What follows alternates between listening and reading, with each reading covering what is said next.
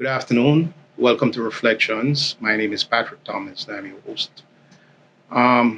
Once more, we're here at Springboard, which is a tech hub developed by a very enterprising young man, Stephen Lindo. Stephen, welcome to Reflections. Thank you. Thank you so much for having me. Stephen, you have done so much, and there's so much to get into. But first, I would like to ask you, where were you born? Well, I was born in Kingston, Jamaica. Well, St. Andrew to be more specific. Right. I grew up on McLaughlin Avenue, which is right off Constant Spring Road, just up from Mayor Brown's Corner. From there, we stayed pretty much in that circle, So from there, we moved to Constant Spring Terrace. And that's where I grew up till I was 14 years old, 15 years old. Okay. So you went to... I went to shot put practice in school. Okay. Right? That's where I went to my primary school education. Which is a very good school. Very good school. My grandfather there was the groundskeeper. Okay. For many, many years. So we had cooked lunch like everybody else. Right. And fantastic time of our lives, man. And then after primary school, you moved to the United States? Well, after primary school, everybody passed the common entrance to pass it. I went to Campion College. Okay, you started at Campion College. Yes. Which is a famous and cutting edge high school for those of our viewers who are not familiar. One of the more preeminent high schools in Jamaica today. Yes. Okay, so you had the benefit of... I had the benefit of going there.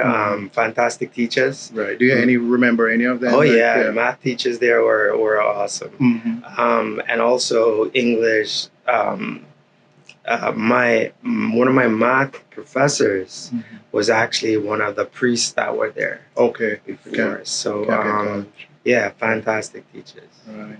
Did you do any sports at Campion? Yeah, I played under 13 football for them. I played that's soccer, right? That's soccer, yeah, and played cricket as well, of course. And I had a great time. It was a time of our lives back then. Oh, okay. Okay, so Stephen, you spoke of your parents. Can you tell us a little bit about your parents? Oh, sure, absolutely. Listen, my most vivid memory of my parents starts with my mom, right? So we, as I told you, we lived on McLaughlin Avenue. We actually lived where the road stopped and the dirt lane started. We lived down the lane. And not even the first house, but the last house down the lane, right? So I remember, standing at the top of the lane, no shoes, just my shirt, on, waiting for my mother to come back home from work. And, it was always a joy for me to be there waiting for her to come home. So my mother is, one of my inspirations. The sacrifice that she has made, for us still resonates with me and definitely provides my guiding light, when I need it. My father always worked hard. He instilled working hard in us, and one of the things that he instilled in us is also, if we're going to do something, do it properly and do it well, right? Do it so that when somebody see it, they say, oh, that's a job well done, right? So the combination of my mother with, just hardworking and my father's discipline around, doing things right, I think still resonates with me today. And everything that we do or that we go forward with, we always try to do that. Not just myself, but my siblings, my brother and my sister as well. So, and it shows. It shows in the work, in the level of work that we do. It shows in, even here at Springboard, what we try to do here as well. I think it continues to be important to our core foundation, right? Okay. For everything that we're doing. Are they still around? Oh yeah, my mom. As a matter of fact, I just went and I got some kalaloo and fried dumpling for breakfast this morning at Mommy's. And it's Saturday mornings. I always like to go and have breakfast with her and my dad and just make sure we continue to stay in touch. Okay. So what were some of the major values that you drew from your dad? You spoke a little bit about your mom. Yes. Your dad. Yeah. So so my mother, again, fantastic, right? I mean, just, the level of discipline. My father, hard work pays off. If there's anything that, we learn from my dad is that hard work and perseverance pays off. And anytime you feel like you cannot, or you're not going to make it, or it's just not going to work out, prayerfully, you continue by making sure that, you are persistent, you're doing the things as best you can, and then from there, you put it in God's hands. Okay. So my father's always been that type of a person where, put in the work and let the chips fall where they may. Okay. But don't, if you fail to prepare, just be prepared to fail. Okay. Mhm. And you did speak of some spiritual values that they Yes. imbibe and instilled in you. Oh, absolutely. Yeah. I think my father, my grandfather, on my father's side, we're Christians, right? We grew up going to church, all the time. I think that's one of the things that really grounds you and lets you know how grateful you are for everything that's happened around you, and having that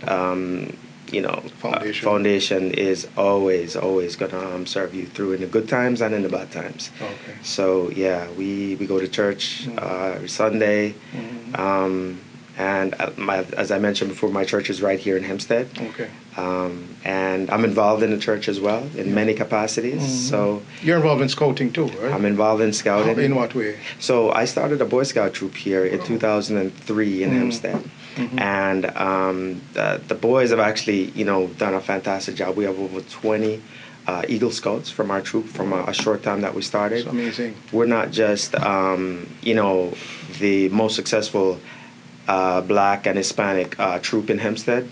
We are probably one of the most successful troops, period, in Nassau County. So that's a real feather in our cap, and it shows with the children and the boys and the leadership. Okay. And the truth about scouting is that it is a mentoring program, right? And that's planned and designed, and if you treat it as a mentoring program, you will always be successful in those times. So my hat's off to Reverend Deacon Richard Montrose, actually, who brought me into scouting and explained to me why it is a mentoring program and why it's so valuable for young men. Well said. So Stephen, you came to the United States in 1982 and attended Elmont High School? Yes. So, my parents, my older brother and sister, wanted to go to school in America. And since we had our green cards, my parents were already thinking ahead. They decided that we would all go as a family. Okay. So we came up here in 1982.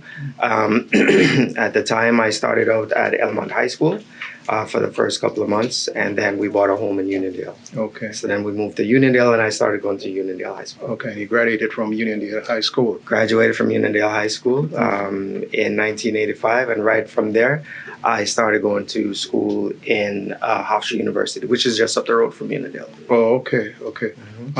What did you major in at Hofstra? One of the things that happened to me, right, is when I went to Elmont High School, one of the first things that I saw, they have, of course, science fairs and so on. And that was the first time I actually saw a computer. So an Apple IIe computer. And it was just fascinating to me. From there, when I started going to Uniondale High School, I used to do my social studies homework in my computer class. And then the teacher said to me one day, you can actually make a career of this. And that's when the light bulb went off for me. Okay. So I knew right away when I was going to go to Hofstra University what I was going to study. And that was computer science. Okay. And I did computer science specifically with a business option for myself, because I thought they went together more so than anything else. Okay. Did you have any, in your earlier life, especially at primary school level, any inclination that you'd have gone into the direction of science and technology and computers? Actually, no. In Jamaica, math came naturally, but one of the classes that I loved the most was in called reasoning that we took at Shotwood. And it was just problem solving, right? So for me, that was at the time my favorite class. Okay. And to come up to the States and I get introduced to computers and computer science, to me, it was almost like solving problems every day like that, right? Okay. So that's how I knew at the time. But while in Jamaica, I wanted to be an artist. Yes. What kind of artist? Fine artist? Fine artist, drawing, painting, Okay. all of that stuff. My mother would come home and see me with different crafts put together. I painted eggshells, made little things of it. I drew the mango tree in front of me, and in clear detail. It was Okay. So do you still do any of that in your spare time? Have not actually no. But in Jamaica it's different. If there was a ball to bounce, to throw, to catch, to kick, to play, that's what I spent a lot of my time doing. Oh, okay. So you moved on from high school to Union to Hofstra University. Yes, I did. Okay. And you majored in? I majored in computer science with business option. Okay. And, while I was there, my passion for the industry continued to grow. Now, listen, back then, in the 80s, nobody thought that you would be making a lot of money in this field, in computer science. You either were going to be a doctor, a lawyer, or you're going to be, an engineer or something else. I was fortunate enough to really find something that I genuinely loved doing, to the point where I was up late at night just dismantling my computer and putting it back together just to make sure I understood all the pieces of it. Or if I read something in the book. One of the things that I read in my textbook, my operating systems book, it actually talked about how inside the computer you have this disk spinning and you have the read-write head on top of it, this magnetic piece of it. And I couldn't wait to get home to take my computer apart. And you're not supposed to do this, by the way. Don't do it. You open up the hard drive, and then I turned it on to watch the read-write head work, just so I could fully understand. So seeing, touching, feeling, I think, is one of the tenets that I continue to hold within myself, and that's what I use when I go out to teach as well. Okay. Were you a member of any computer clubs or? Actually, no. Okay. One of the things that we had to do is pay for school for ourselves. Actually, I started playing soccer for Hofstra University. Competitively? Competitive, yeah, for the school. What position? Midfield. Okay. Midfield. Yeah. And then from there, we have to learn how to take care of ourselves. So one of the things that I had to give that up and got a job, multiple jobs actually. While in school? While at Hofstra, so that we could, pay for it and not be a burden to our mothers and, our fathers that sacrificed so much for us to be here. Yeah. Tell us a little bit about your siblings. Oh, yeah. My sister, Michelle, is the best. While we were all going to school together, just like she worked at Walbaum's for many, many years to pay for her college education as well, and bought me my first computer. And I tell her that every day, right? So, I remind her that, first of all, she's the one who taught me how to tie my lace to go to Shotwood. And then now she also bought me my first computer. So from walking to running to where I am today, I'm grateful for everything that she's ever done for me. Yeah, so she is vastly successful in her own right. To be a woman also in the technology field, she studied business information systems. Okay. And that's more of IT level work as opposed to core computing and computer science, which is what I was studying. And she got a job in the city working for Chase and from different banks and so on. My brother, on the other hand, brilliant, right? This is the young man that he didn't have to take final exams because he would get exempt, because the teacher would say, yeah, you've got 100 on everything, so, you don't have to take it. So brilliant, right? Very smart. He started out with a finance degree, ended up working for the Federal Reserve Bank in New York for many years, built massive systems for them, and also ended up being chief in the Federal Reserve at one point. Okay, very good. Very Yeah. good. Very So good. they had the bar very high for me. Set the pace for you. Hmm. Okay, so you left Hofstra Hmm. and but you went on to do another degree, a master's degree at Hofstra. So right out of Hofstra, I got my first job when I was 21 working for Reuters. And then while at Reuters, after a couple of years, I decided to That's Reuters, the business wire service. Yeah, so Reuters, the news company, Right. But they are also a financial information Right. services company. Yeah, so lucky enough, they were paying for graduate studies at the time. So I took advantage of that and made sure I went back and did my master's degree with that. In computer science. In computer science again. Okay, okay.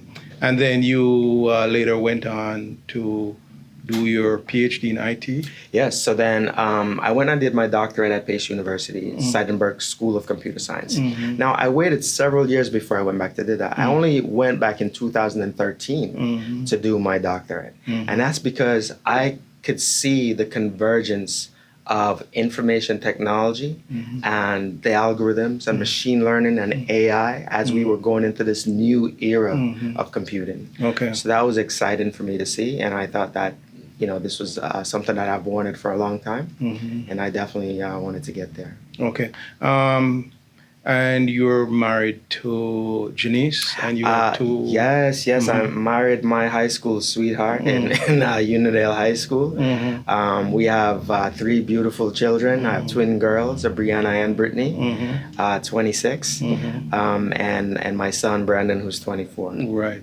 I did meet Brandon. Yes. Okay. So after doing your PhD, what did you?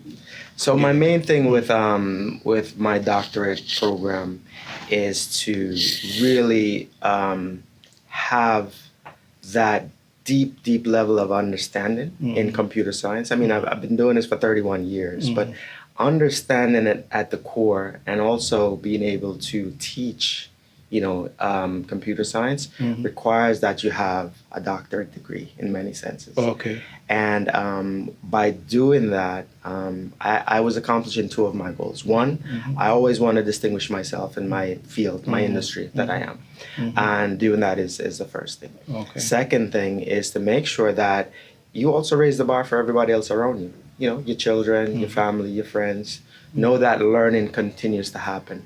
It's one of the concepts that they talk about sometimes. You hear them call it investing in human capital. That's the best money you could spend to invest in your own self, especially when it's for something like this. Okay. Now, Stephen, we have behind us here the logo SpringBoard Incubators Incorporated, Yes. Which we will, in another segment, go into more deeply. Can you tell us about how the entrepreneurial bug bit you and how we got to SpringBoard? Oh, absolutely. So listen, I started my first company in 1993, 94. And what was the name of it? Or it was called Computing Concepts and Techniques. And this company was more of IT based. I had my twins were just born, and I would feed them, and then late at night go down to my basement where I had an assembly board, and I was building my own computers, and then selling them, and then providing IT support for it. So yeah, I thought I was gonna beat Michael Dell, right? Okay. Well, you still can. Oh yeah, absolutely. So I that's where that started from, and I knew right away. I mean, the opportunities that exist here, and my passion and my love for computer science just drove me towards that. Okay. And then once you actually start doing it, you sell your first computer, and then who did you sell it to? To the community here. So Okay. I started selling to insurance companies here, right here in the village of Hempstead, and other such companies, small businesses. And then another company had me come in to do their networking for them, to network the computers and then to teach the staff how to use it. And once you actually get that satisfaction, you're walking away from doing a good job, and the people, you could see that they appreciate it, then you know that I knew that I was onto something as far as being an entrepreneur. Okay. So then tell us a little bit now about Springboard, but I'm sure we'll get into that a little bit later, where you drill deeper Yeah. into the nuts and bolts of Springboard. But Yeah. how did Springboard get started? So Springboard started actually. My partner and I, Mr. Merton Owens, we were driving. And incidentally, Merton is your father-in-law. He's my father-in-law. Yeah. So we drove down to Penn State to drop my daughter off, and on the way back, we started talking about our obligations, in sense of what is our obligation to ourselves and what is our obligation to our communities, the diaspora in general, and where we live. And we started talking about different business models that exist and how we could be unique. And the fact that children don't have the same opportunities today that we have, or they don't see it. So we have seen so many pathways that are provided to other folks. We wanted to be that pathway, right, as well. And that's how the name Springboard came about. We wanted to be able to springboard our children into a successful and lasting career, and open up doors for them in that sense. So how long have you been involved with Springboard now? And So just tell us a little bit. Sure, yeah. So we started Springboard. After that, we came back and we started Springboard in December 2016. And in 2017, we actually opened our doors with our lab and everything here with our facilities. And then we started what I call our awareness campaign, right? Really bringing technology and putting it into the hands of students and let them know that it can do as opposed to can't do. So from 2016 to 2019 was our awareness campaign. And then going forward now, we're building these pipelines that we call them to success. And we'll go into some more details later on. Okay. If we were to ask you, what is your take on technology as it relates to developing countries such as the one that you came from, born in, and countries such as Latin America and Africa? What would your response be? What So when we recommendations, absolutely suggestions? They have a label that they've put on these things, and I don't like labels necessarily, right? But sometimes it's good to have them to talk about it. So the label that exists for these types of countries is called the digital divide. And the digital divide is the phenomenon where developing countries don't have access to information and information technology. Would you call them internet deserts? Yes, definitely. Internet deserts. And it's so hard to get access to that. Access is just the first part of the problem. The second part of the problem really is around knowledge, right? And I call it the knowledge divide.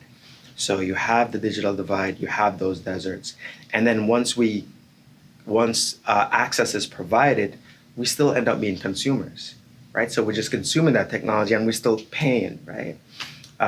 So instead of being consumers, we need to start providing the knowledge to our communities, to our people, that explains how to be creators of technology and how to use it in an efficient way and not just consume it. And I think that's the key. That's one of the core tenets when you think of Springboard.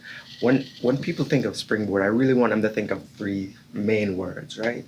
You always hear, if people think of Amazon, three words that come to mind. If you think of Coca-Cola, these things that come to mind.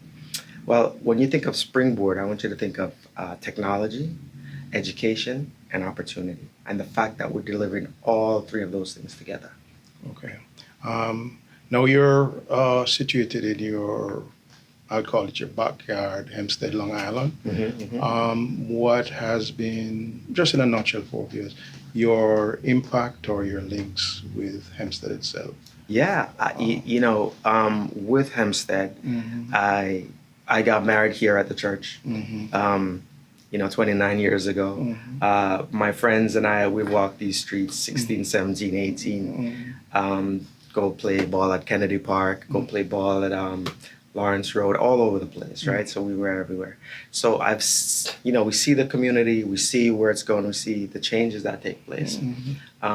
Still walking up and down Hempstead, Main Street, and even the surrounding area, it hasn't changed that much, right, from an economic development standpoint. And when you look at other communities and how they've benefited and what they've gone through, right, from the other transitions, you'll see that Hempstead is a community that's been left behind. And if we're not careful, In what sense? in the sense of providing the right type of education and opportunity for the citizens, the community, and then keeping those valuable citizens here, right? Or keeping that knowledge here in the community and let them continue to expand and grow on top of it. So the incentives for doing it doesn't exist. And one of the things that we have to start realizing within ourselves is that it's not anybody's obligation but our own, right? We should feel compelled, being part of this ecosystem, compelled to be part of the solution and not just be passing through. Okay. Okay. So you have done quite a lot, Stephen. Um, where do you see technology going? Yes. I mean, the rate of change with technology is fascinating, right? So for me, a lot of people don't deal well with change. And from 1989, where I, got my first job in technology, to where we are today, I mean, we started out on circuits and assembly language, and then we've moved through all of these boutique languages, right? Coding and, information sciences.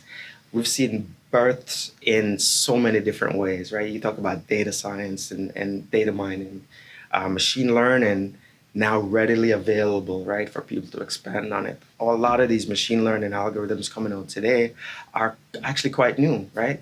Deep learning in a sense. So the technology is going to continue to go. Cybersecurity is just going to open up a whole new realm for everyone, okay? The next area, as we move into this cognitive computing and even beyond, right, we have to make sure that the skill sets that are required for those next generation jobs are rooted from early as possible and then delivered. Where I see technology going, technology will continue to be part of our lives. It's going to be pervasive, continues to be omnipresent in everything that we do. And learning how to code or learning technology is as important as when we were kids learning how to write with a pencil. It's that important. So I feel like without that type of foundation, you will not be able to compete in the world from that point on. Okay. Well, a mouthful there, Stephen. Mm-hmm. And I want to thank you for taking time to come and to tell us about yourself, tell us about your experiences in computer science, tell us about Springboard. And I would also want to invite you back at a later time to, as I said before, to drill a little bit more Mm-hmm. into the implications of what Springboard can be Mm-hmm. to emerging communities. So, Stephen, thank you once again for Thank you, Patrick. Thank you for having me. appearing on Reflections with us. Ladies and gentlemen, thank you for tuning in to another episode of Reflections.